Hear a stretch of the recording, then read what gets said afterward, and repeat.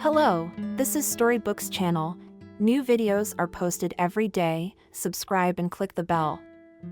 Betty was still asleep. She had come home late the night before and said something about a friend's birthday party, though no one had asked her where she had been, but for some reason it seemed important to justify herself. Probably she remembered those times when her husband thought she was an ordinary girl who had no money or connections, but they were attracted to each other. Oh, those days are gone. Liam, as usual, took a contrast shower, wiped himself thoroughly with a towel, and began the most unpleasant part of his awakening. He leaned closer to the mirror, scrutinizing his reflection. This morning ritual had always been difficult for him, with fear.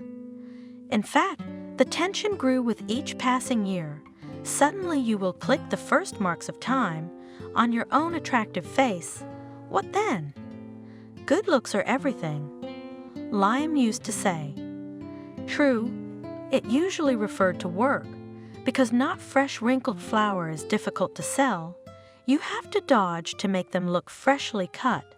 But recently he more and more often repeated this simple truth in relation to himself. People are like flowers too. You have to work hard to keep them young and beautiful. Liam looked at himself again and grinned at his mirror double. Not bad, perhaps. He had bought another day against time. Good job, Liam. Way to go. Of course you can't hide your age. 40 is 40, and it's hard to look like a reverent young man, but it's for the best. After all, boys without mustaches are not trusted, neither in work nor in relationships. Even girls, yesterday's schoolgirls proudly declare that they like older men, but older, it is in their understanding smarter, more reliable, well, and with money, of course. In general, quite a reasonable choice, a man in his prime. Here he is in the pair itself. All the features of his face have retained clarity without becoming coarse. The contours are in order. The color of his face is fresh. This is, of course, the merit of an excellent beautician, but he himself is also good. Regimen, discipline, and zero indulgence to himself, that's it, the secret of his youth. Does not drink, forced himself to say goodbye to cigarettes, plus a healthy diet, good sleep, and regular exercise. Sometimes, of course, you want to send all that correctness away. Eat a lot of junk food, drink a beer. You can't. His job is to look good, so healthy lifestyle, beautician, and of course, hairdresser. At the thought of the latter, Liam pulled himself a strand of hair to assess the condition of the roots. Yes, his freshly chalked hair had already grown out. It was time to visit the hairdresser. The usual, Liam? Lauren chirped. To her, and only her, Liam trusted his hair for the 5th year. Don't ask, Lauren. You know better than I do.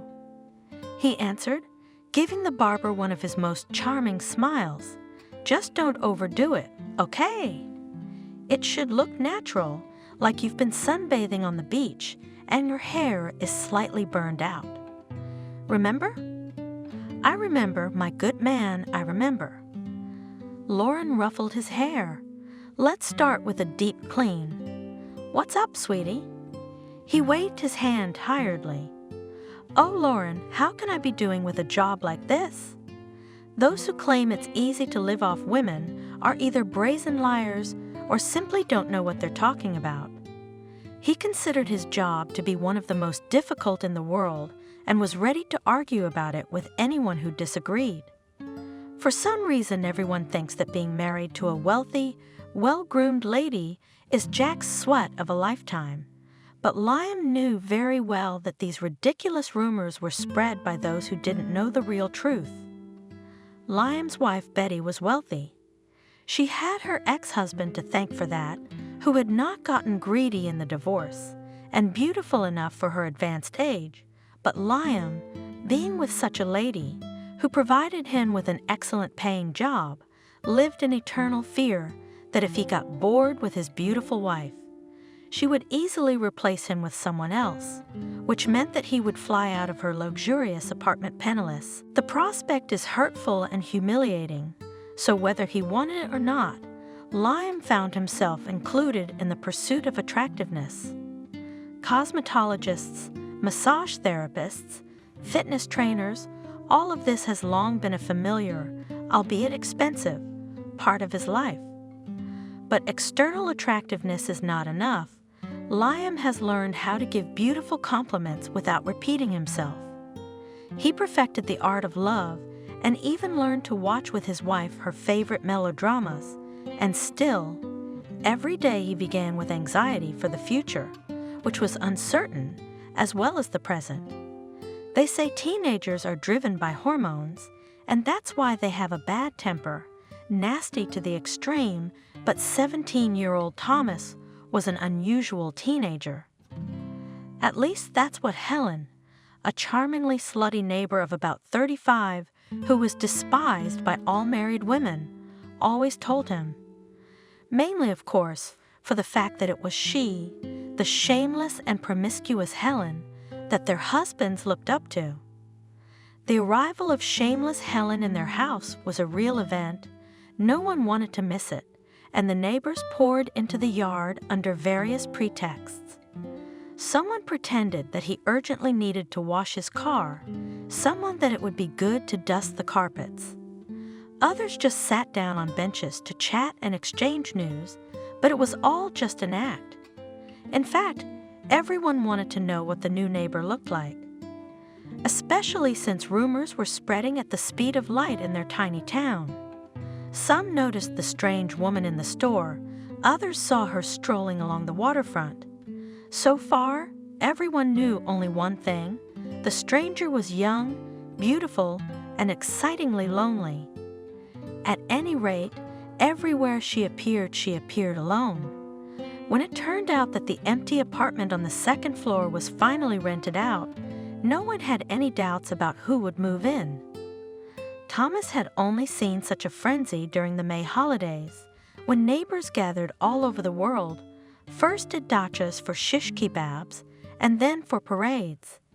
Then people were just as concentratedly scurrying back and forth on the stairs, wives shouting something to their husbands from the balconies, and husbands crowding around, discussing important matters, how much meat and booze to take to the dacha to be sure to have enough. Thomas never thought that such a pre-holiday fuss could arise in quite, as it seemed to him, prosaic reasons, like the arrival of a new neighbor. But first of all, the furniture was being hauled by some men who didn't look like movers. Their clothes were too neat, and it was clear from their conversations that they were just helping their good acquaintance. Secondly, the new neighbor came in a tiny turquoise-colored car, with some intricate airbrush on the doors, whether paradise was depicted there, or just some tropics, the ocean shore, the setting sun. And thirdly, when this very door with the painted paradise opened, some absolutely alien person, boyishly slender, with long blonde hair, braided in an unusual, slightly disheveled braid, came out of the cabin. The tips of her hair were dyed in a fierce pink color, and the girl, who at first glance seemed to be a girl, waved her hand cheerfully to her new neighbors and shouted cheerfully, "Good morning." Yes, she's about 30 years old, if not more. Thomas's mom gritted her teeth. She stood in the yard, not far from her son, and pretended that she was just out for some fresh air. "How do you know?" Thomas whispered in surprise, "Look at the wrinkles." "Where?" "Under her eyes, you fool. When he smiles, his skin folds up like a crocodile's, and he's got freckles on his nose. You hillbilly." Thomas carefully looked at her face and did not see anything crocodile in it. If she had wrinkles, no one noticed them, but she smiled really well, openly and very warmly, and even freckles did not spoil this sunny impression. On the contrary, they even strengthened it, because if the stranger had a perfectly porcelain skin, it would be difficult to perceive her as a living woman, not a work of art. And the crocodile took her backpack out of the car, threw it on her shoulder, and walked lightly to the entrance. On her feet, as Thomas noticed, were snow-white sneakers. The men turned to follow her, but quickly came to their senses when they heard their wives hissing in displeasure. The hissing did not subside even after a week since the Apocal event. It was said that there was a brave man who dropped in on the new girl and offered to help her if she needed it. The pretty neighbor politely thanked the brave man and offered him a cup of tea and crumpets, but then some neighbor appeared on the landing. In a minute the wife of the desperate was already here, and the neighbors behind the locked doors listened for a long time to the shrieking and selected swear words. The essence of them, of course, was to censure unscrupulous women who had no husband and could not have one, and therefore offered tea to other people's spouses. They also censured men's malleability and promiscuity, because of which any lousy goat is ready to exchange his faithful and respectable wife for the first girl he sees. The scratch marks on the daredevil's face, as well as the impressive black eye, served as a warning to the others for a long time. The new neighbor did not comment on the situation, which made her even more famous as a brazen seductress. All that was learned, the name of this mysterious person was Helen, and she was apparently unmarried. There were different rumors about her. Someone said that shameless Helen in her youth was a prostitute and from the elite, and by 27 and 30 accumulated a hefty sum, which will allow her to live to old age without needing anything. This version was especially liked by women because it allowed them not to envy the neighbor, but to treat her with some leniency. Others assured that she still had some super-rich patron who gave her a decent monthly allowance. This version was less common, if only because there had never been any super-rich patrons in their town, and if there had been, they would have preferred to send their favorites away from here to avoid being the subject of gossip. But as was usually the case, no one knew for sure. The human hive was buzzing, inventing more and more crazy versions. The degree of hatred was rising, and it seemed to Thomas very strange. After all, Helen behaved very modestly, never once even tried to flirt with other men's husbands. But when going to the store, she always asked her neighbors if they needed anything. When a lonely neighbor, retired Betty, broke her femoral neck and spent almost a month in the hospital, it was shameless Helen who visited her with bags of goodies. And she also took to the veterinary clinic a stray backyard cat that had been seriously mauled by dogs. The cat needed surgery, and Helen paid for it without saying a word, and then took the poor cat to herself. Thomas, then a 16-year-old boy, observing the discontent of neighbors, only marveled. Why were they so unfair to this beautiful and kind woman? Especially women were fierce about it, and after thinking about it, Thomas came to the conclusion that it was all about ordinary human envy. Their house, their neighborhood, although considered one of the most prosperous in the city, but in fact there lived the most ordinary people. Women who were young and had first love got married at the age of 18 or 20. By the time they were 24, they had a couple of kids. At 27, they thought they were already out of circulation. They had tired eyes and early coarsened hands. They were used to thinking first of their children, then of their husbands, and only last of themselves. These women were young and beautiful, bent under the burden of self-denial, discarded in a kind of pagan fanaticism everything that they considered superfluous and too costly: beauty, youth, health. By 30 they had already blurred, changed into tracksuits for a long time, and tied their dull hair, which had lost its luster, into ugly bunches. They were, in general, glorious women. They loved their loved ones and dreamed of a better life for their children. Only one thing nature had not measured them for, a sliver of normal human selfishness. It was completely unnoticed as long as everyone around them was like themselves, but when the shameless Helen appeared in the house with her insultingly contented smile, gentle hands, and groomed hair, the women became offended. It became even more offensive when it turned out that shameless Helen was not 25, but 10 years older. And they did not realize that Helen was beautiful, not in spite of them, but simply because she was used to spending time and money on herself.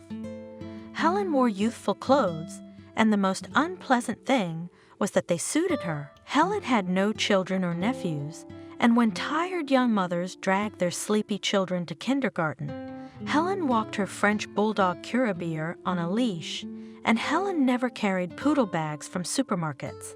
And never once did she look glum, resentful, or tired, which was a shame because it turned out that she didn't have to devote herself entirely to others and forget about herself.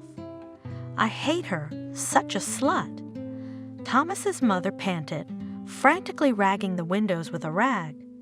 Thomas knew that if his mother was cleaning the windows, she was in a bad mood, to say the least. Usually she left this tedious task to her husband or son, and if she did it herself, that was it.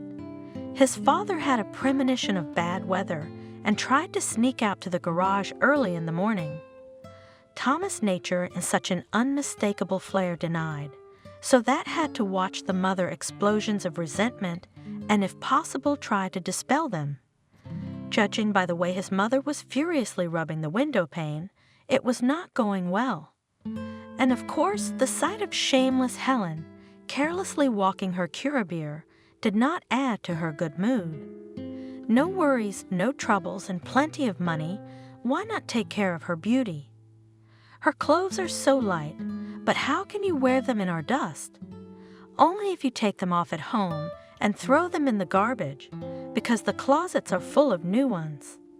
Oh, old fool, she's still at it, jumping around like a goat.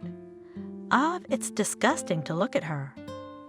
Thomas glanced cautiously out the window from behind his mother's shoulder. The neighbor was indeed dressed in a tight white t-shirt and pink jeans, rolled up at the ankles. Her sneakers were still the same defiantly white, standing out against the green grass. Thomas liked the tight t-shirt best of all, and it wasn't that the neighbor's shape was so strikingly large, but rather the opposite. The size could have been added, but it was so nice to see the chiseled shoulders, the flexible waist, and the tanned skin in the low neckline. Even from afar, it seemed that Helen gave off a wonderful smell of purity and some young freshness. "Get away from me. What are you looking at?" Her mother noticed Thomas staring at the woman and waved the rag at him. "Get out of here. She's not the one to seduce the children, you wretch.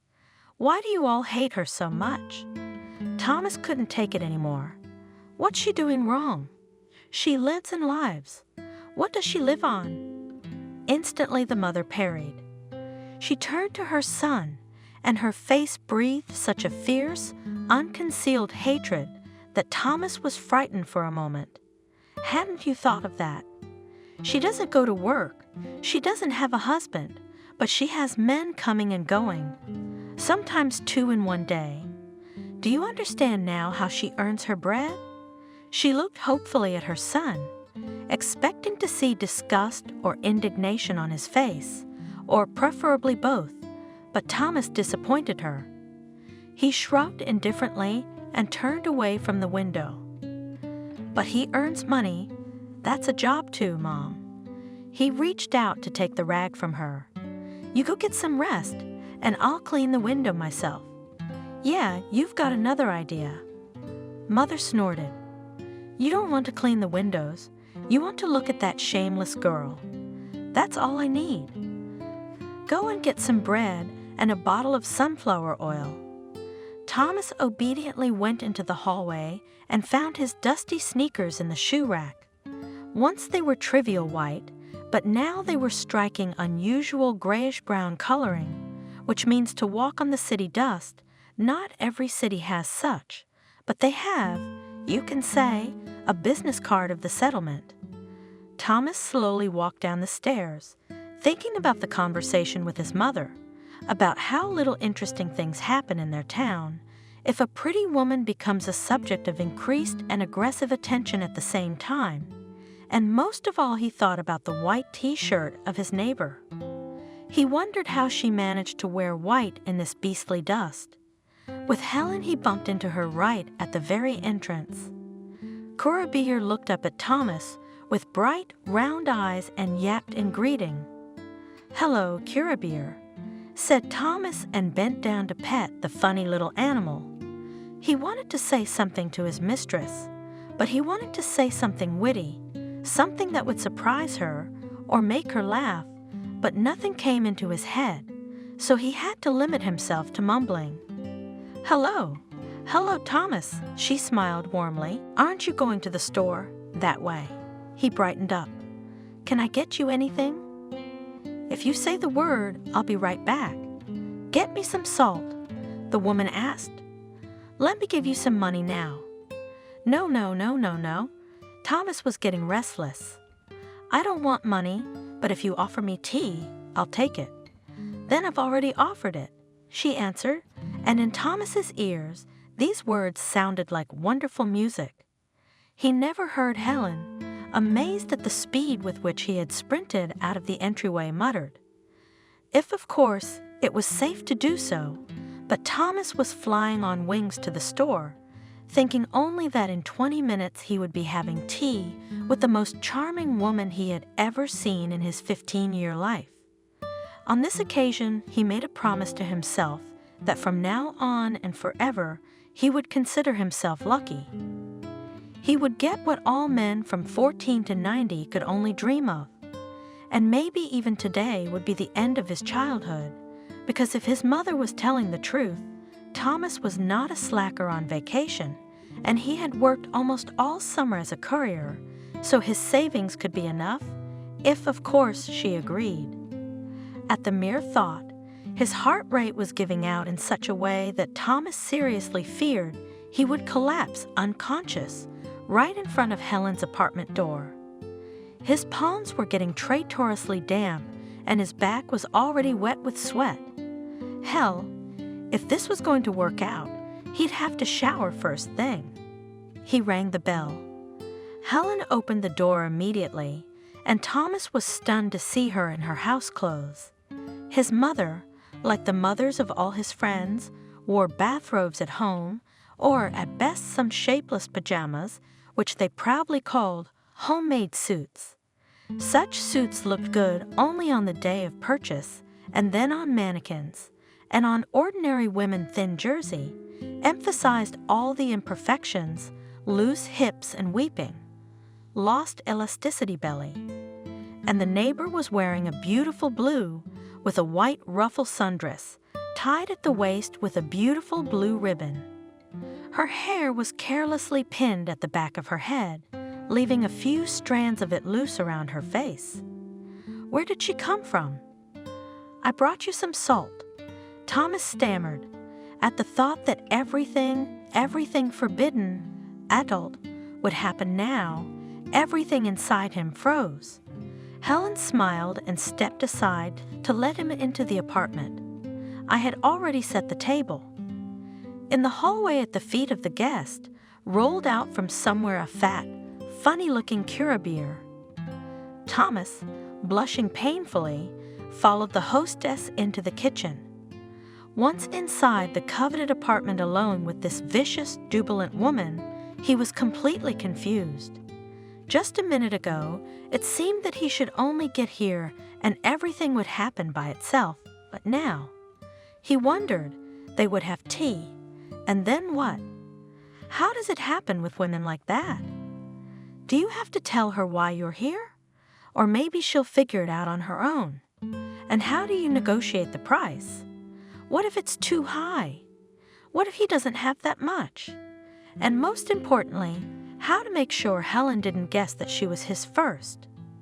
Thomas was tormented by these questions, while the neighbor was pouring tea and thinking about how wonderful it would be if this woman was, well, just a woman, not a prostitute, and that she just liked him that way.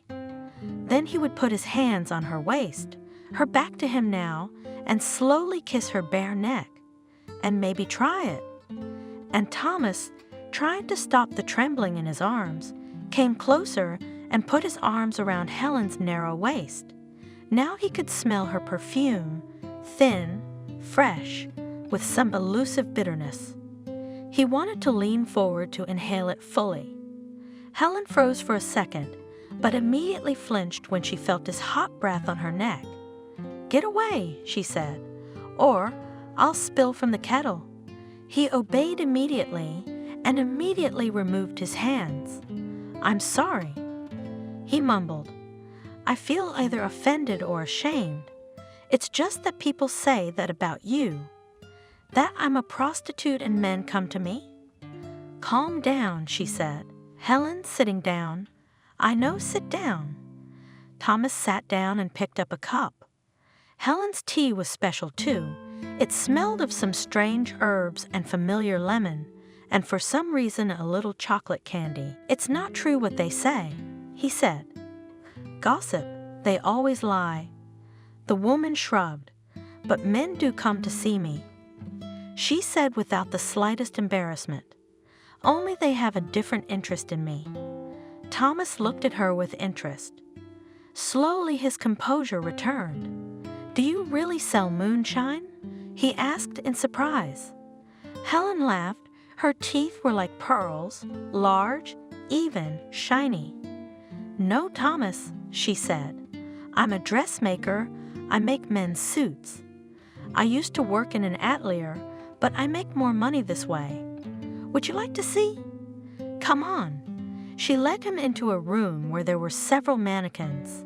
One of them had an orange centimeter tape around his neck, and in the middle of the room was a table covered with patterns. By the window, where there was more light, was a sewing machine. "Oh my God!" Thomas blurted out. "Is it really that easy?" Helen took the centimeter and deftly rolled it up. "You see how it is," she said. "They say a hell of a lot of things, but in fact it's very, very simple, boring even. Have you seen the movie with Monica Bellucci? Calls Melina herself. It's also about such things, about gossip. Watch it if you want. It's interesting." Thomas left his neighbor's apartment thoughtful and sad, and it was not because the shameless Helen was not a mysterious priestess of love, but an ordinary worker. Just then he thought for the first time in his life about how evil people can be. And due to his young age, he did not realize that their anger is not from the heart, but from exhaustion, hopelessness, and constant spinning in a dull squirrel wheel. From then on, a sort of friendship developed between the 15-year-old boy and the grown woman. Thomas would often drop in for tea with Helen, and they would talk at length. Little by little, Thomas got to know her better, and now this woman's life and her journey became clearer to him. Helen had been born far away from here, in a lazy southern backwater where snow fell a couple of times during the winter and melted the next day. But there were apricot trees, and their sweet fragrance mingled with the bitter smell of wormwood. The stars on summer nights were so low that it seemed that you could reach out your hand and take a sparkle from the sky. Pin it on your dress like a brooch, and you'd be the prettiest girl on the street.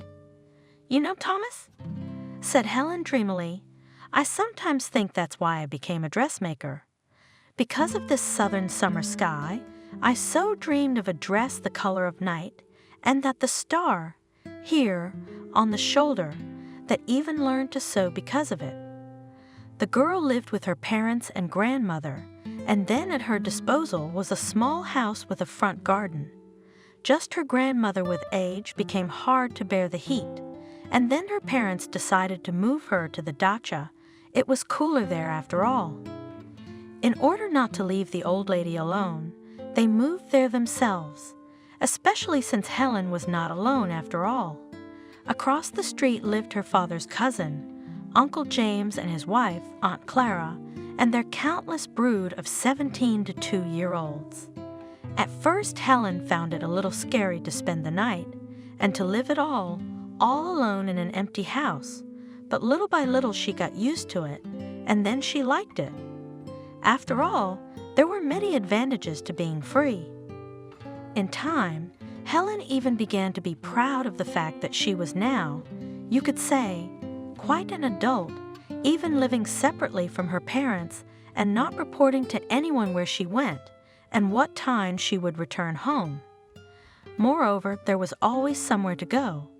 You could go to visit any of the neighbors and sit up late talking. Or, if your soul wanted silence and solitude, you could take a walk along the seashore. And just during one of such walks, Helen met her lion. It was late fall, she recalled, and it was windy, the sky was dark as before a storm, seagulls were scurrying back and forth, shouting at them. And suddenly I saw him sitting on the rocks, long, curly, and thin, as if he hadn't eaten for a month. His eyes were big, you couldn't see from the light. His eyelashes were so long and thick, you could paint pictures of him, and he was a romantic, reading a book, and the wind was ruffling the pages. It's not true what they say. He said, "Gossip, they always lie." The woman shrugged, "But men do come to see me." She said without the slightest embarrassment, "Only they have a different interest in me." Thomas looked at her with interest. Slowly his composure returned. "Do you really sell moonshine?" he asked in surprise. Helen laughed. Her teeth were like pearls, large, even shiny. "No, Thomas," she said. "I'm a dressmaker. I make men's suits. I used to work in an atelier, but I make more money this way. Would you like to see?" "Come on." She led him into a room where there were several mannequins. One of them had an orange centimeter tape around his neck, and in the middle of the room was a table covered with patterns. By the window, where there was more light, was a sewing machine. "Oh my God," Thomas blurted out. "Is it really that easy?" Helen took the centimeter and deftly rolled it up. "You see how it is," she said. "They say a hell of a lot of things, but in fact, it's very, very simple, boring even. Have you seen the movie with Monica Bellucci, calls Melina herself? It's also about such things, about gossip. Watch it if you want. It's interesting." Thomas left his neighbor's apartment thoughtful and sad. And it was not because the shameless Helen was not a mysterious priestess of love, but an ordinary worker. Just then he thought for the first time in his life about how evil people can be. And due to his young age, he did not realize that their anger is not from the heart, but from exhaustion, hopelessness, and constant spinning in a dull squirrel wheel. From then on, a sort of friendship developed between the 15-year-old boy and the grown woman. Thomas would often drop in for tea with Helen, and they would talk at length. Little by little, Thomas got to know her better, and now this woman's life and her journey became clearer to him. Helen had been born far away from here, in a lazy southern backwater where snow fell a couple of times during the winter and melted the next day. But there were apricot trees, and their sweet fragrance mingled with the bitter smell of wormwood. The stars on summer nights were so low that it seemed that you could reach out your hand and take a sparkle from the sky. Pin it on your dress like a brooch, and you'd be the prettiest girl on the street. "You know, Thomas," said Helen dreamily. "I sometimes think that's why I became a dressmaker. Because of the southern summer sky, I so dreamed of a dress the color of night, and that the star, here, on the shoulder, that even learned to sew because of it. The girl lived with her parents and grandmother, and then at her disposal was a small house with a front garden.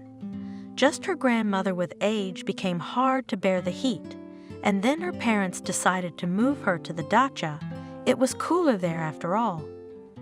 In order not to leave the old lady alone, they moved there themselves, especially since Helen was not alone after all. Across the street lived her father's cousin, Uncle James and his wife, Aunt Clara, and their countless brood of 17 to 2-year-olds.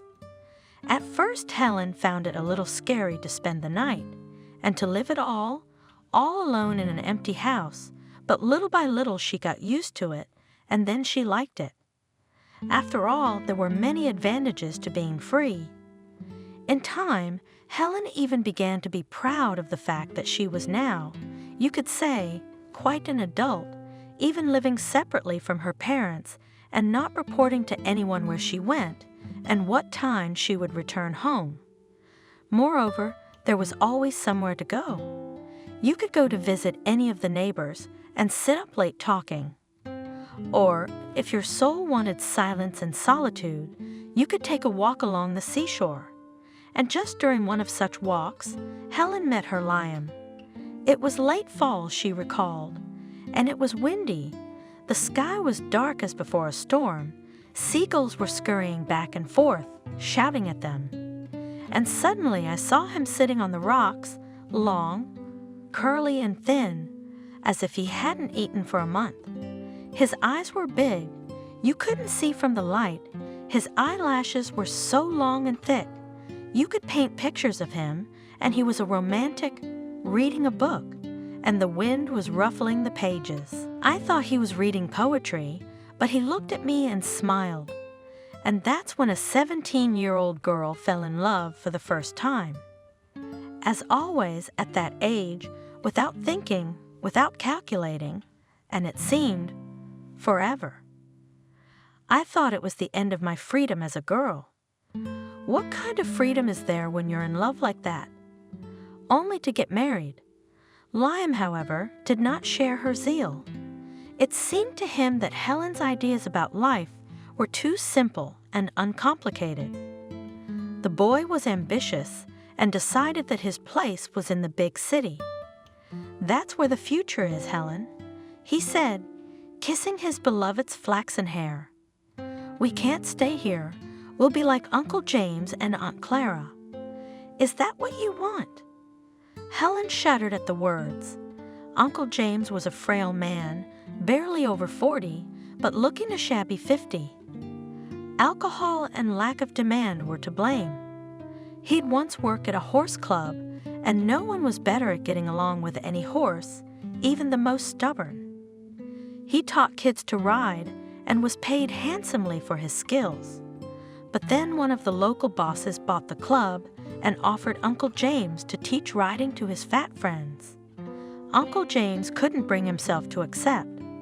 He hated the suddenly rich, yesterday's hooligans, with whom he grew up on the same street, but only they suddenly, out of the blue, suddenly began to build themselves whole palaces, although yesterday they were caught shoplifting.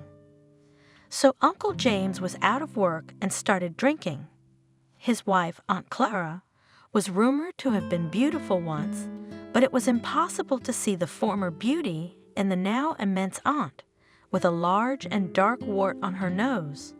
She had once worked in a cafe, but when she realized her husband would no longer find a living, she had taken up baking to order. Aunt Clara always wore huge robes covered in dough and cream stains. Her hands were always covered in flour, and her face was always bright red from the oven being on. The numerous screaming offspring of Uncle James and Aunt Clara, and from morning till night, there was no one to look after the children. In the evenings, Aunt Clara would come out on the threshold of the family home, sit down heavily on the porch, and sit so long. From the absent expression on her face, one could guess that she was simply enjoying these infrequent moments of peace and quiet. Then Uncle James came out, swaying, and gently touched his wife's loose shoulder. "Let's go to bed, Clara." Quietly, he would say, and the woman would rise from the porch and go into the house. Helen's heart clenched with pity for this haggard, tired woman who must have long ago forgotten that she was a woman and her own, unrelated to the family's welfare desires. The words I want had no place in her life. There used to be, of course, but they had been superseded, wiped out to blackness, and then to complete invisibility. There was only one solid thing going around. I must. When Helen tells the story, I went up to her one day and asked, "Aunt Clara, is there anything you need help with? While I'm on vacation, I can make you dough and roll it out thinly, and I'll make you a cream that you'll lick your fingers. Or do you want me to look after the younger kids? We'll go to the sea and swim, and you'll take it easy." And I'm saying all this, I realize I'm talking nonsense. It's not the right thing to do. It's wrong. I don't know how to do it right. And Aunt Clara looked at me as if she didn't immediately understand what I was saying. And then she grinned and said, "It is better to go out while you are young, but don't hurry to get married. You will always have time to go there. But from there." But I was a girl. I didn't listen to her. Helen's favorite boy soon rushed to a huge city and promised that in a year he would come and take her away. Letters from him came often at first, almost every day, then once every couple weeks, then once a month. He still promised that he would take Helen with him, but not as confidently as before. Then the letters had the feeling that Helen was for Liam, no longer the beloved girl he longed for passionately, but something of an obligation. Finally, without waiting for the year to end, Helen herself went to her lover to sort things out. But having arrived, she did not find him at the address indicated on the envelope. To be more precise, no one opened the door for her. The neighbor said that the boy is rarely at home. Helen sat on the steps for almost 24 hours waiting for her beloved. When Liam finally arrived, he was noisily happy to see the girl. "Shall we go home?" he announced. "What about it? You wanted opportunity, didn't you? You didn't want to be like Uncle James and Aunt Clara." The boy brushed it off. "I've realized a lot of things, Helen. I'd rather be like them than here, running around like a stray dog with no one to help you. At home, you walk down the street and everyone knows you. Whoever you go to will put you at the table and feed you well. But here, Helen, no one needs you.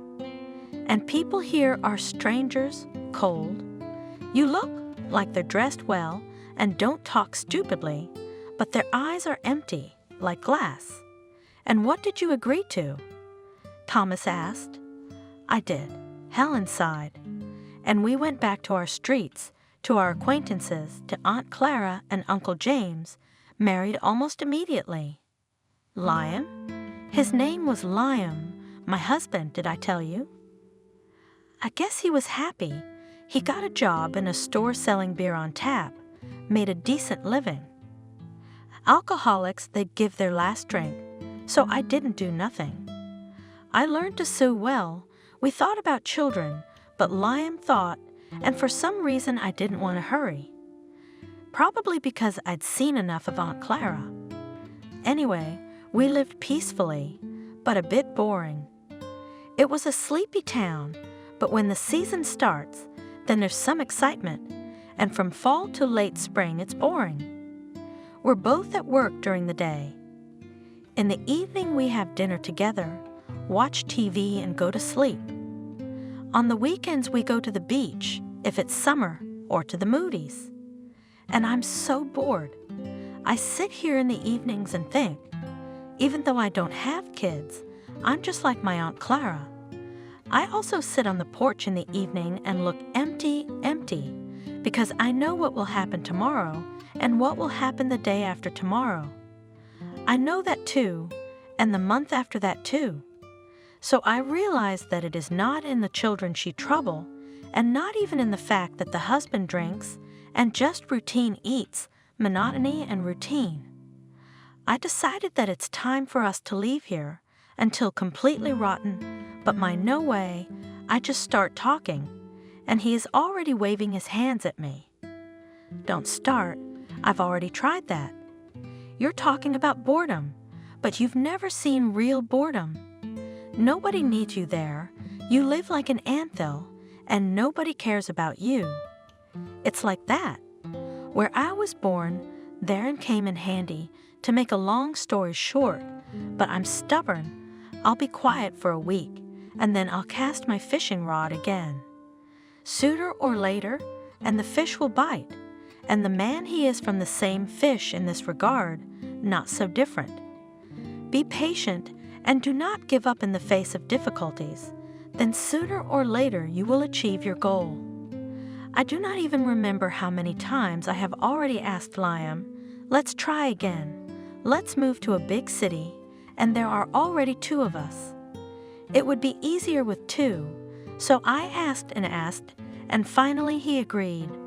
We are packing, I remember, and suddenly Aunt Clara, but it never happened. She came to visit. She's looking at our bags, looking at them. I was waiting for her to drop a word, but she kept silent, sitting there drinking tea and watching me shoving the last one into the bags. And then he drank his tea, and then he said, "You're running from the wrong place, Helen, and to the wrong place." So she left without saying anything else, and I didn't think about her words. Why should I? At that time it seemed to me that I knew better where to run to and from. The next day we moved out. Liam's husband seemed to accept, but not cheerful, and I do not care. I think, well, here we are out of the swamp and crawled out. Now we will live. Of course, no one was waiting for us there, but it's kind of okay. I got a job in an atelier. My husband went to a computer hardware store as a consultant. He was even interested. He learned a lot of new things. It's not beer diluted with water. We seem to be living all right. There is no fun, but there is no boredom either. It's a different environment, different people. Yes, while you get to know the city, even that time will pass, and it's just that the people there are quicker, so they all run around, tearing their shoes off on the run. And the main thing is that they always have something to do, and we are used to living in such a relaxed way. Well, all in all, it wasn't bad. I, however, began to realize that my husband is not the same passion, and we with him spread out, or something, in different directions. Even in a simple thing, before under one blanket slept under one blanket, and it was good for us. But here we wrap each in his own, as you know, caterpillars, silkworms, and each in his cocoon sits. I even began to think that maybe it's really time for us to have a baby. We'll have such a common care. It also brings us closer, but I thought about it too long. I had to think faster, because the word of my spouse in this life, there are already quite other interests, not related to me. Rumors began to reach me, because my atelier was right in front of his store, and there on the first floor was a cafe, snack bar. Girls from the atelier ran there for snacks. They told me an amazing story that my virtuous husband had found someone. The girl, and he said, well, quite young, maybe 18 years old, and I was already 30. So it was a shame, wasn't it? Well, she was pretty, like a doll. I saw her. Her face was narrow, but her eyes were half her face and blue. It's creepy. It's such a pure color. Her lips are a bow. Her hair is red with gold, and it's long all the way down to her waist, shorter and curly. She's so beautiful. How could I compare to her? Thomas, admiring Helen, thought that she was in vain. He himself had never seen a woman who seemed more beautiful to him, but the neighbor continued. Liam, he went crazy about her. He would come home and look at me, but he couldn't see me. I try to say something to him, but he doesn't hear. Then he wakes up somehow, remembers that I'm here, looks at me and asks me in a surprised way, Hey, did you say something? Well, I tolerated it. Then once I went to my husband in the store, and there it means it. Well, she in general. She saw me, of course they were scared, but I'm a grown man. Why should I fight with a little girl? She had nothing to be scared of. Lime immediately picked himself up, thought, probably, that there would be a scandal now, but I took the girl aside and calmly told her, "Why don't you like yourself so much, little one? After all, you're so beautiful young, but with someone else's husband, is there no single guy for you in such a big city? Or do you think that Lime is walking away from me and you won't? And what about her?" Thomas asked. Helen smiled. "What about her?" she cried, of course, up to her swollen nose. Maybe she was ashamed, or maybe she was angry with him and me. I took her to that cafe on the first floor, got her a coffee and a cake. Well, I felt sorry for the girl. She made a mistake, so why blame her now? Who doesn't when they're young? So she calmed down, stopped sobbing, and then she told me. She said that Liam loves her, but it's understandable, and that he loves her too, and it's also understandable. But the next part was interesting. He said he wanted to leave, but he couldn't decide to leave me, because I didn't work and had never worked, and I didn't work because I was sick through and through, and he supported me. And then this miracle with a swollen nose says to me, "You're going to die soon anyway, so let him be happy." Liam told her in her ears that his sick wife had no more than a year to live, and then they would get married. So she came home, sat down, and sat there. I don't know what to do. I was thinking about my home, and I was thinking about the fact that the apricots were probably ripe and sweet as honey. About how Aunt Clara can bake such baklava, I've never tasted better in my life. But the recipe, I was such a fool, I never asked her. For some reason I remembered Aunt Clara, the very same Aunt Clara. So I wanted to talk to her, at least to hear her voice. I don't know how I found her phone, so I called her. Aunt Clara recognized me at once and started asking me where I lived and how I was doing.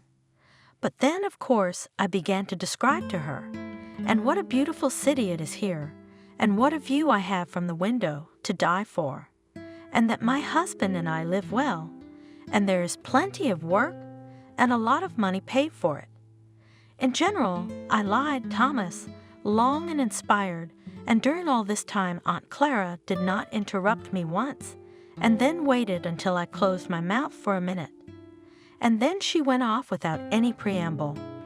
"Now tell me the truth." Well, I had to tell the truth about my husband's Liam, about his beautiful mistress, and about what he told her about me, and I'm crying. I don't understand why I'm crying. It was not that I was offended that my husband had strayed, but the fact that I had been trying for my family for so many years, I had settled down somehow, and then a girl appeared, and I was to be thrown into the garbage. Like garbage? Aunt Clara says to me, "Do you remember I warned you?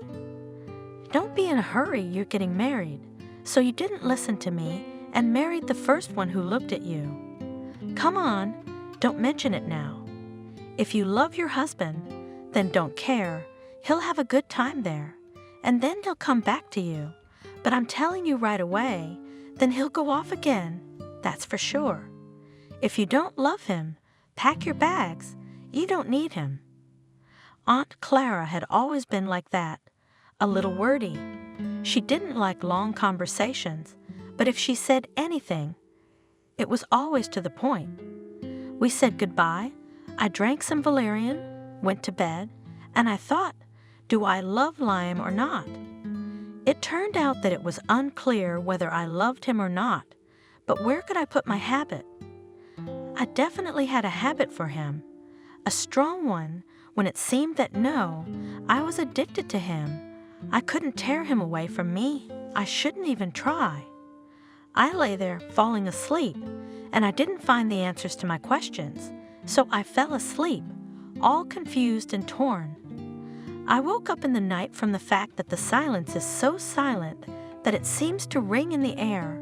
A taut string is felt, and it is already dark. My husband was sleeping next to me, and he couldn't care less. Everything seemed so mundane or trivial to me. It's like it's just the way it is. I'd even thought that maybe I was just dreaming. Helen was silent for a long time. And then, Thomas couldn't take it anymore. Did you never leave him? No, she answered, looking as if she was surprised at herself. I didn't. Lion woke up too, and we talked all night and into the morning.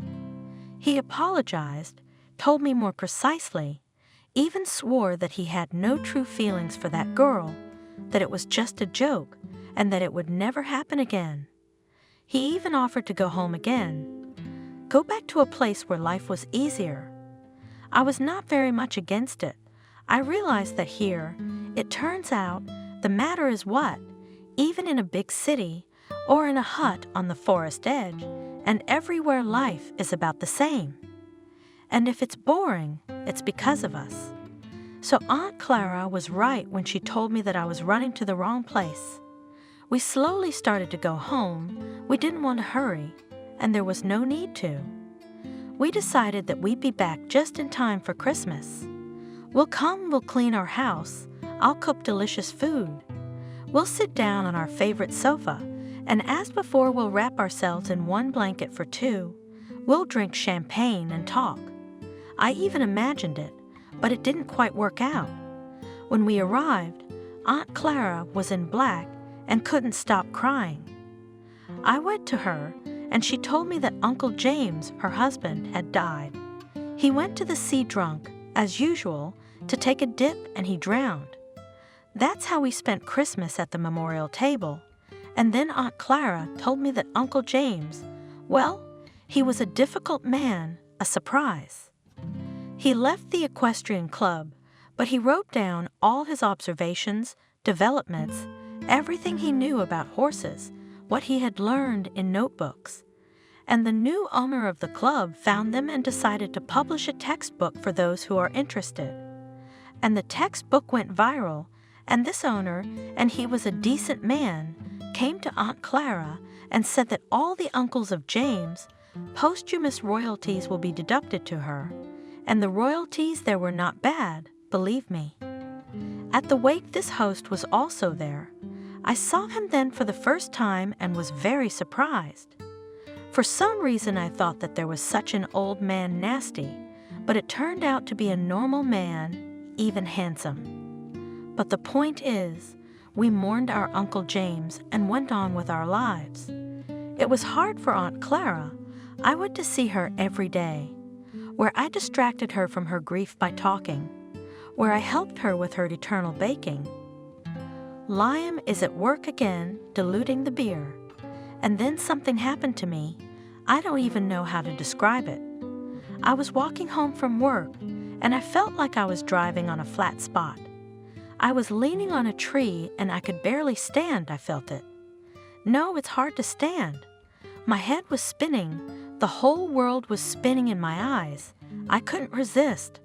I felt hot, even though the weather was cool that day, and I felt like I was standing under a hot shower. Then I sat right on the curb and tried to breathe deeply. Sitting was also difficult. I wanted to lie down, but I knew that if I lay down, I would pass out, but I was lucky. I saw a neighbor walking by, and he came running up to me, so scared. "Helen, are you ill? You look pale. Maybe an ambulance?" And I just shook my hand and pointed at my house. "Help me to get home." He took me all the way to the door. I kind of sat up. I got away. I went to the bathroom. At least I thought I'd rinse my face with cold water. It would be fresher somehow. And while I was walking, I remembered that I always had pregnancy tests, just in case.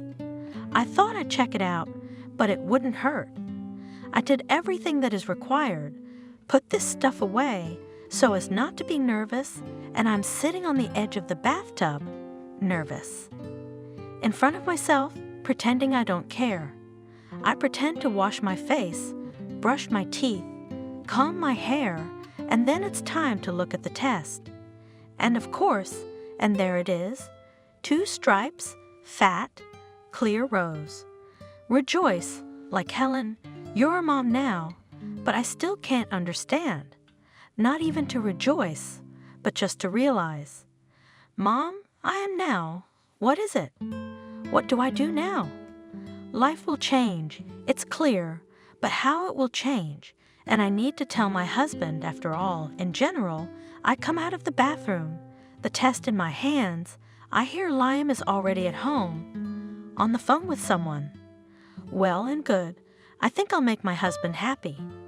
I sneak up on tiptoe in the room, so as not to make noise, and I can't think whether to tell him at once or just to show him the test.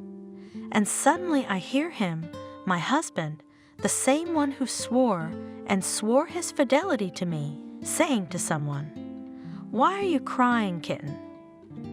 I had to go back, but you know I have a wife. The local climate suits her well, the doctors say so. But who am I to argue with doctors? They're not stupid, they know what they recommend. So we moved back, and then she wanted to come back here herself.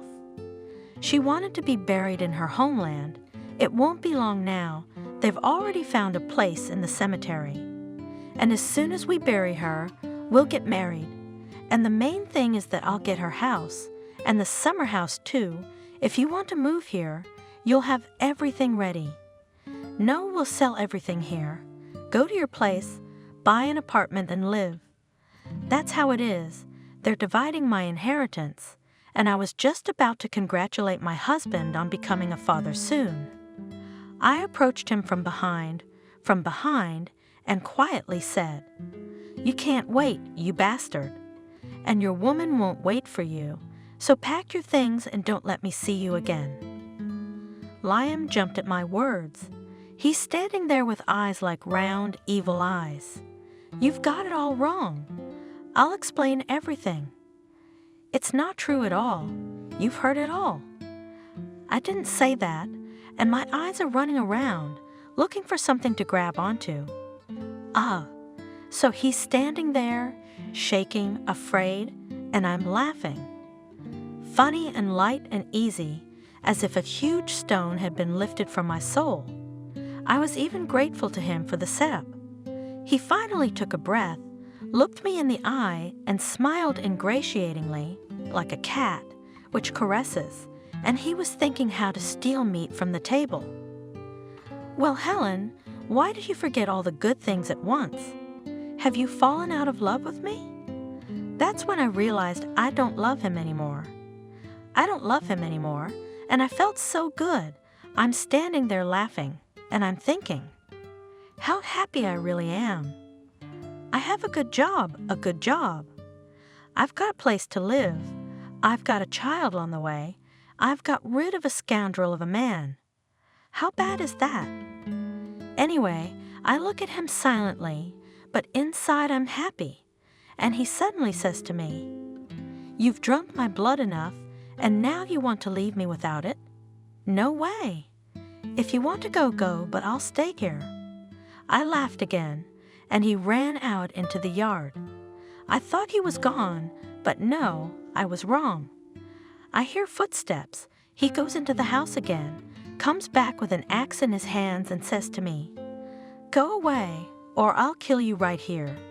And he looks so determined, but he's not giving or taking. And I was scared. I told him quietly, "Liam, quietly, I understand you." And I tiptoed past him on my toes along the wall, and then I ran out of the house. Right across the street, I ran to Aunt Clara. She was about to go to sleep, but when she saw me, she fell asleep. She didn't make any noise, though. She's not that kind of person. She wrapped her shawl around me and said, "My pie is still hot." She brought me to the kitchen, gave me tea, and I told her everything, and about the pregnancy, and how I overheard the conversation, and about Lion with an axe. I've never been so scared in my life as I was then, and it seems to realize that he has no rights to this house, that it is necessary to go to the police. But I'm afraid, I think, well, They will kick him out of my house, and what then? Stay locked up and keep my nose to the street. Maybe he'll find me somewhere with an axe, and then you won't be able to find the end of it. You'd have to prove it was him." Aunt Clara listened to me, and then she said, "All right, you'll stay with me for a while. Now go to bed, and then we'll see what to do." So I did. In the morning I woke up, and it was so strange. My whole life had turned upside down, and the morning came as if nothing had happened. The sun is shining in the sky, the birds are chirping. I got up and my head was empty. I can't live at Aunt Clara's forever, so should I go to my parents? But then I realized that I can't go to them. I can't scare them with my problems, and I can't stay here forever either. I decided to live like this for a couple of days, and then I'll figure out what to do and how to do it. And so the day passes, and in the evening I was surprised directly. Well, not a day without surprises. I didn't have time to recover from one shock, new miracles. I'm in the kitchen, Aunt Clara roll out the dough, and suddenly I see through the window, as a car to my house, and a girl comes out of it. She has her back to me. I cannot see her face, but the fact that I can see it is enough for a conclusion. She was a tall girl, red-haired, the same girl Liam was dating at the time, and Liam came out of the house all dressed up to meet the lady. Aunt Clara just looked out of the window, sneered, and said nothing. Then the cream knocked down, and I did not know whether to cry or laugh because of Liam's impudence. And so a day passes, too, and the beautiful girl does not leave. Yes, moreover, she comes out of the house in my road to meet Liam from work. They go for a walk, and I see she's wearing a familiar dress, mine. I don't know why she needed it. She didn't look like a beggar. Aunt Clara looked at this red-haired wonder of nature once, twice, and then she winked at me and said, "What a fool your Liam is. You found yourself an old woman with bling." I was stunned, I said. "What are you doing, Aunt Clara? She's young." And Aunt Clara said to me, "You understand that my senior doctor does plastic surgery on all kinds of women who want to look young. So this young woman of yours is a regular client of my surgeon. My daughter came to visit, complained about this woman, showed her pictures, she said. 'Mom, guess how old she is?' I then also decided that maybe 20 years old, and my daughter enlightened me and said, 45, Mom, she already has grandchildren growing up, and she's still 20 years old wants to seem. Her son looks older than her." I couldn't believe my ears. So this fairy has a grown-up son and grandchildren too. Aunt Clara is trying to kill me, she continues, and her ex-husband is also familiar to me, not distant. He is the owner of the local equestrian club. Here I was almost ready to faint.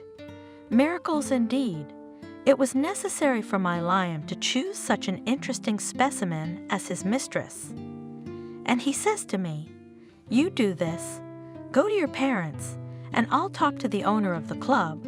Let him influence the former and your Romeo." I was hesitant, but then I decided to go, decided that I would not say anything to my parents, just pretend that I came to visit, and that's it. I thought I would live in nature, breathe fresh air. I didn't expect more, but I didn't know my parents well.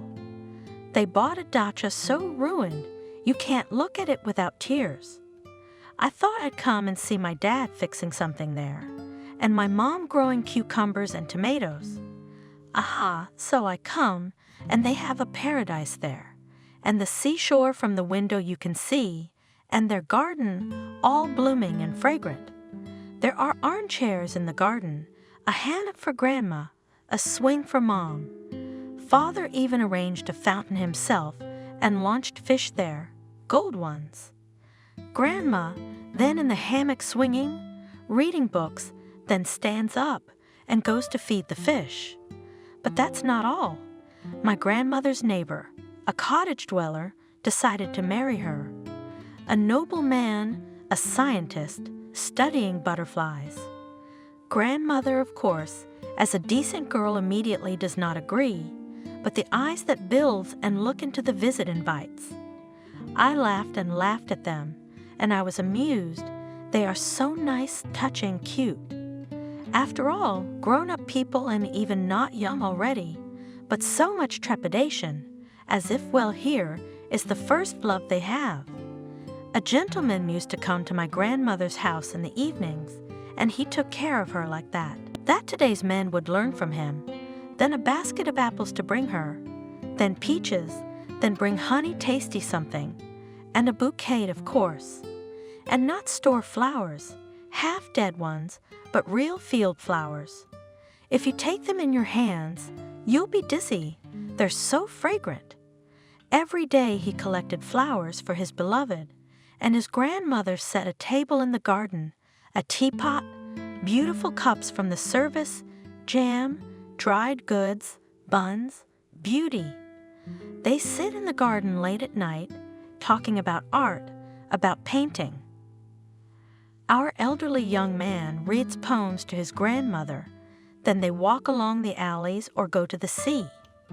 He holds her hand gently, and the grandmother in a wide-brimmed hat, barefoot along the shore. I looked at their romance like, I don't know, like an interesting movie. You can't tear yourself away. You're wondering what's going to happen next. Well, 3 days passed and I had to go back, and I had the most interesting reasons for it. One morning, a dark gray SUV stopped right outside our fence. The owner of it turned out to be the owner of the equestrian club that the late Uncle James hated so much, but he turned out to be a decent man. So he came up to me, even bowed, introduced himself a little. My name's Brian. He's all dressed in a suit and tie, and I'm just like people at the dacha, dressed in what I can't afford, with no makeup on. Even my hands are smeared with berry juice. I was picking for jam, but it was as if he didn't notice anything, and I was treated as if we had met him at some reception. He says to me, "You, Helen, can go back to your home and live there in peace without fear. Neither your ex-husband nor Betty will ever bother you again. If you'd like, I'm ready to take you back right now." I didn't believe him, so I told him to take me back. So he drove me back to the house, and there's Mommy.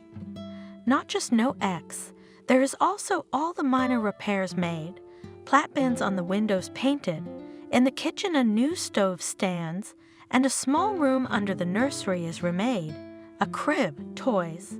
So I thought, Aunt Clara, what kind of connections do you have? And Brian takes my hand and says quietly, "I want to apologize for my ex-wife Betty. We separated a long time ago, and she probably got tired of being alone, so she started looking for a life partner. Don't be angry with her if it's in your power to do so, especially since, as I understand it, you and Liam have already broken up." I nodded, and I waited to see what would happen next. I sensed that he hadn't said everything yet, and I guessed. He thought for a while, and then he said, "Can I invite you to dinner tonight? I think we might have some common topics of conversation. I heard that my father is taking care of your grandmother." Helen shook her head and pulled herself up. "Have I bored you, Thomas?" she asked. "I've had you talking. What happened next?" Thomas asked impatiently. The story had drawn him in, and he was eager to know how it ended. And then it was very simple. The woman smiled.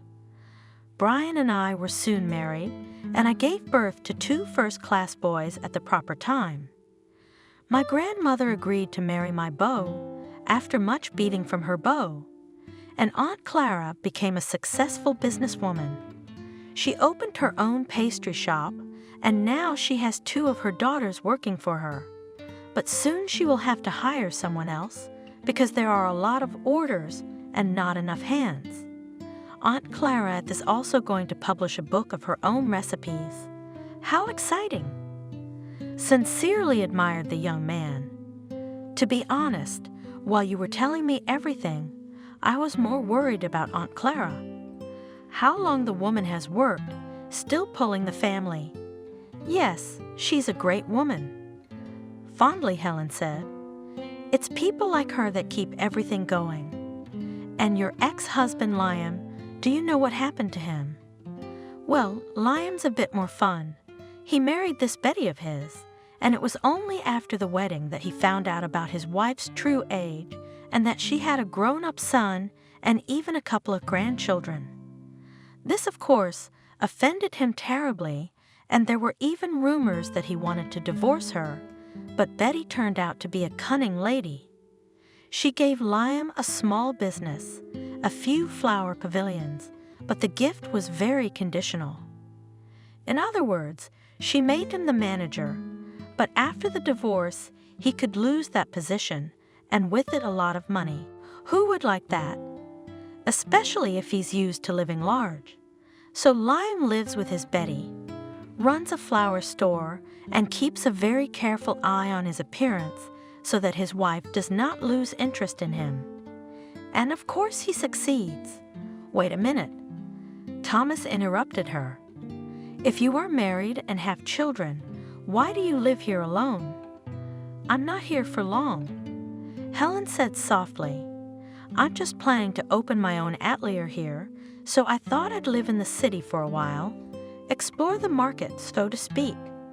I'll be back home soon, and I'll be with my husband and sons again. You know what? Unexpectedly, Thomas suggested. Why don't you not sit alone tonight, but come and visit us tonight? I'll buy a cake. We'll drink tea and talk. Come on. Helen even choked a little from surprise. Thomas, do you really think your mother or anyone else in this house will be happy to see me? They don't know you at all. He said judiciously. That's why they're not happy. But if they knew how kind and simple you are, they'd love you and you'd make a lot of friends. The woman shrugged. It won't work, Thomas. I'm going home tonight. Thomas nodded silently and regretfully. He tried to imagine the town Helen would return to, and the picture was dreamy. He saw apricot trees and the seashore.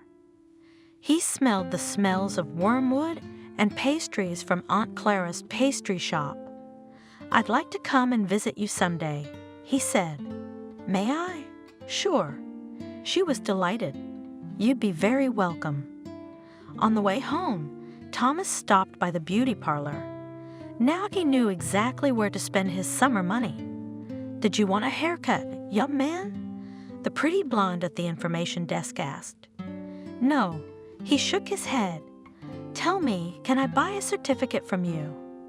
When he got home, he made his mother pull away from cleaning and took her into the kitchen. This is for you, Mom. He smiled and handed his mother a dainty brown and silver envelope. It's a certificate to a beauty parlor. You can get your nails done, your hair colored, and these other things. What are they? Spa treatments. Mother looked at the envelope. How much money did you spend on such nonsense? She muttered. But Thomas could see from the smile that flashed across her lips that her mother was pleased with the gift, but she didn't know how to show it. Even this fleeting smile she hastened to hide behind her usual grumbling, as if she were embarrassed by this unintentional outburst of joy. It's not nothing, Mom, he said affectionately. You are beautiful at me, and all beautiful women must be pampered. Well, so that they do not turn into grandmothers. And only then he noticed that there were tears in his mother's eyes. Thank you, my son. She whispered and hugged Thomas, ruffling the hair at the back of his neck. He thought that perhaps the last time she had hugged him like that was when he was a child. You've grown so big. That's good, isn't it, Mammy? He stroked her shoulder. Now go get some rest. You want to lie in the bath? You want to read a book? I'll take care of the cleaning myself. In the evening, he went out on the balcony just in time to see Helen coming out of the driveway, holding a carabier in her arms. There was not a soul in the courtyard, oddly enough for the warm summertime. The neighbor walked leisurely to her turquoise car and put her dog in the cabin.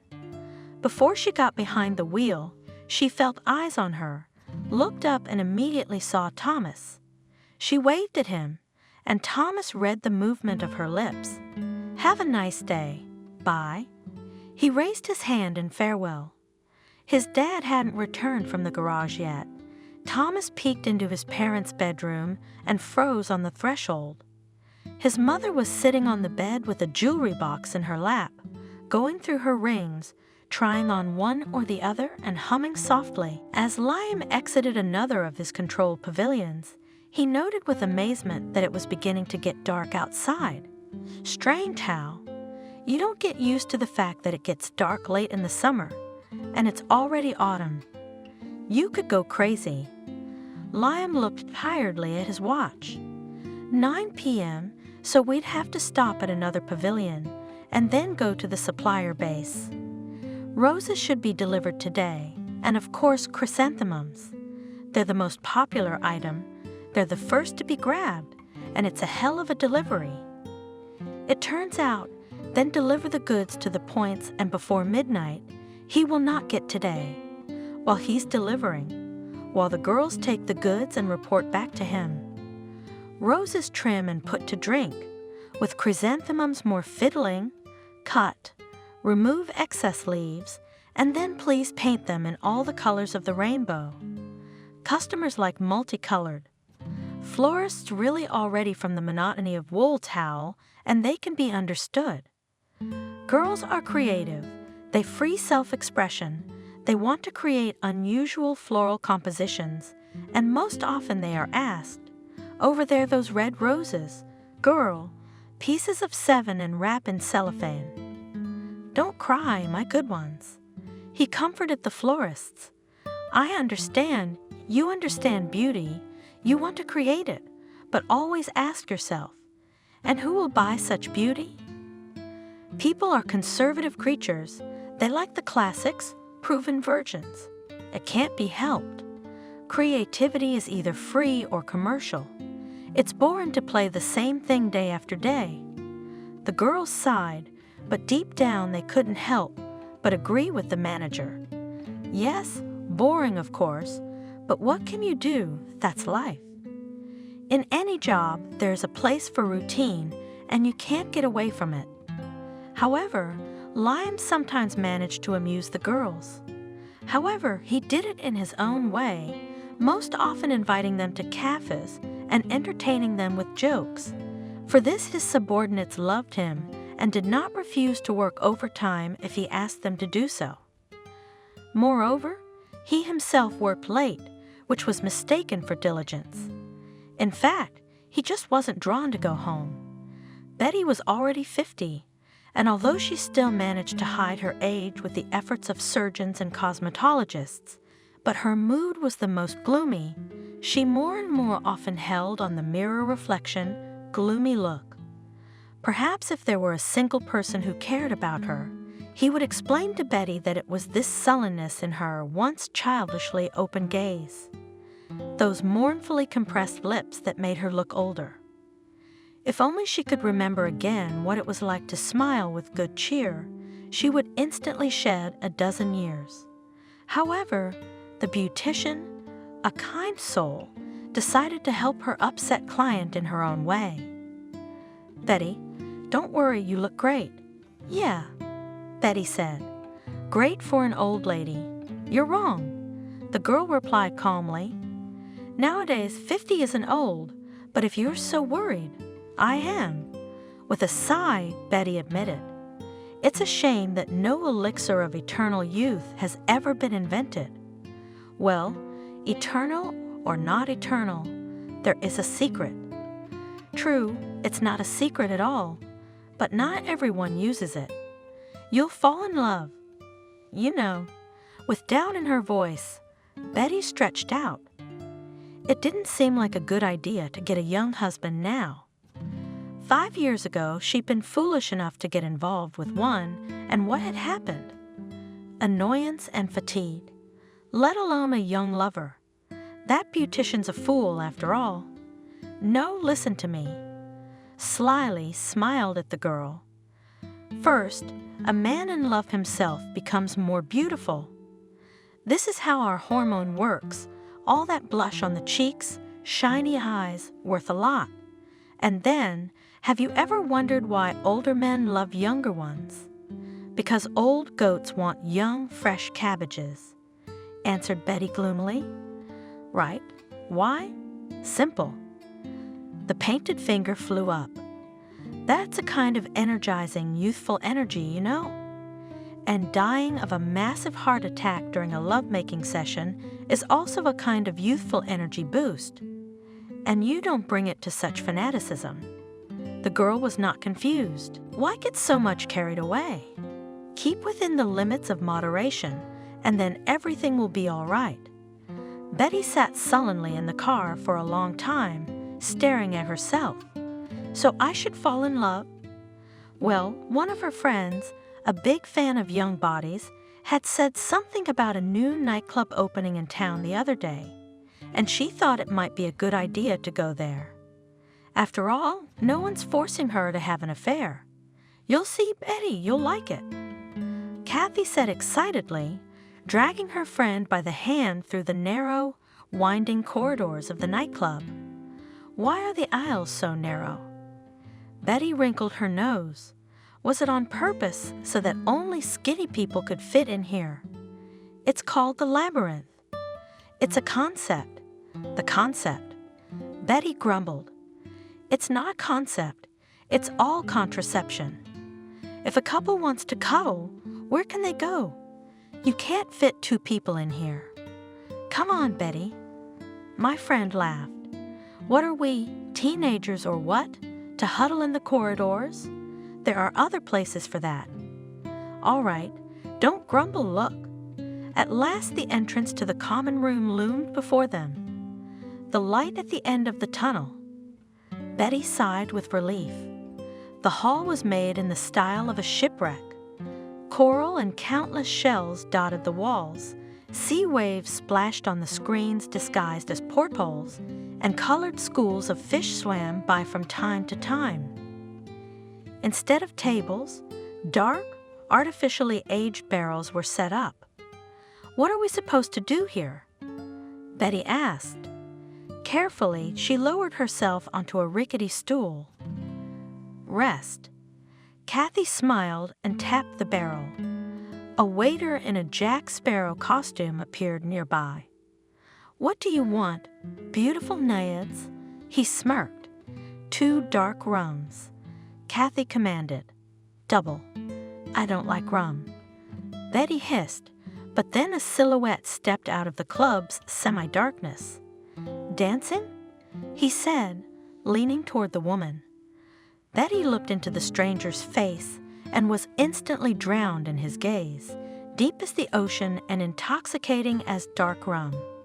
She returned home that evening, cheerful, a little tipsy, and absolutely certain that she was beautiful. Before going to bed, Betty gingerly glanced in the mirror and suddenly saw a delicate pink blush on her cheeks and sparkling eyes. That beautician hadn't been a fool after all. The change in her mood did not escape her husband's notice. Betty was suddenly humming, smiling, even joking. And in general, she was clearly showing signs of a good mood, and she also stopped letting go of her cell phone. And she blushed femininely whenever she got a new message. I don't think they were from Banks. She had a lover. Liam thought and noted that, in fact, he almost didn't care. It was bound to happen sooner or later, and in general, it was not a disaster. Moreover, Liam was clearly holding on to this marriage, not out of tender feelings. His motives were of a different, purely practical nature. He had recently visited his hometown, and he had heard rumors that Helen was happily married to the owner of a horse club and had given birth to twin boys. That's why it was offensive. Lion was not so stupid to resent his ex-wife. His wife was certainly not guilty of anything. Rather, he was angry at the fate, which, as he thought, deceived him. He tried to organize his life so that everything was calm, stable, and in the end, neither of these things. Maybe the point is that you cannot allow your stability and peace of mind depend on the whims of others? Who knows? But that seems to be the point. As soon as I get home, he promised himself, I'll go straight on mine. It's time to look for a new job. In Aunt Clara's pastry shop, there was a joyous buzz today. The birthday of the hostess was always celebrated in a big way and even a kind of glamour. For example, today all the pastries were exclusively French and made according to some ancient recipes. And in the evening there was going to be fireworks in honor of the birthday girl. Helen was pleased to note how much Aunt Clara had grown since she stopped standing at the oven around the clock. Where had that formidable red-faced woman with the wart gone? Aunt Clara was now a pleasantly rounded woman, but no one would call her fat.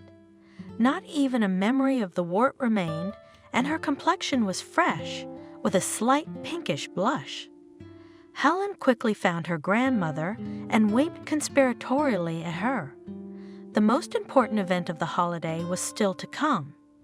Today, Aunt Clara was going to announce that after 5 years of widowhood, she was going to remarry. The man she had chosen was a respectable man by the standards of the town. He was the owner of the very cafe where Aunt Clara had worked for many years before her first husband lost his job. As it turned out, the owner of this worthy establishment had long ago been in love with the talented cook, but the fact that he was married kept him from openly expressing his feelings. However, a few years ago, his wife left him, and after the divorce was finalized, the owner of the cafe could no longer lurking to begin courting his beloved. And although at first they hid their relationship from everyone, but now they still decided to get married.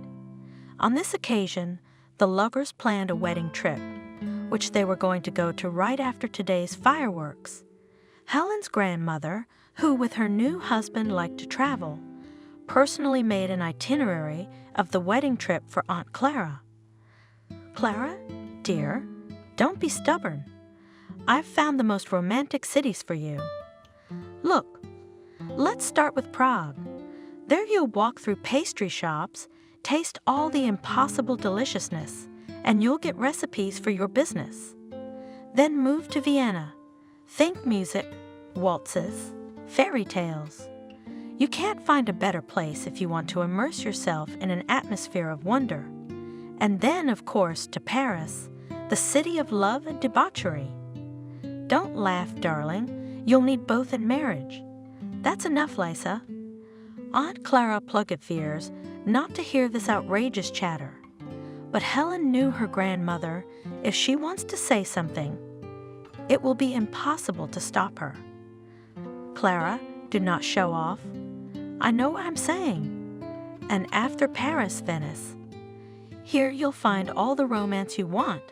Canals at night, gondolas, pigeons, and all sorts of stories about Casanova, who, thank God, lived in a different time. After that, you can go home and get to work. Helen looked at the night sky. Very soon, fireworks sparks like magic flowers would blossom in it. And most importantly, another happy fate would be formed today. Why just one? 2. Aunt Clara and her lucky fiancé and her children and grandchildren would surely be happy too. They all loved Aunt Clara, their precious, wise mother and grandmother, and of course wished her happiness. Happiness is every man's dream, something for which he overcomes difficulties day after day, for which he works and finds the strength to move on, even when it seems that there is no strength even for one step, and it comes to us in different ways. Aunt Clara deserved her happiness, and it came to her grandmother by itself, and to her, Helen. She thought about it and realized that she didn't know the answer to that question. Is it necessary to know it? The main thing is that all is well with her.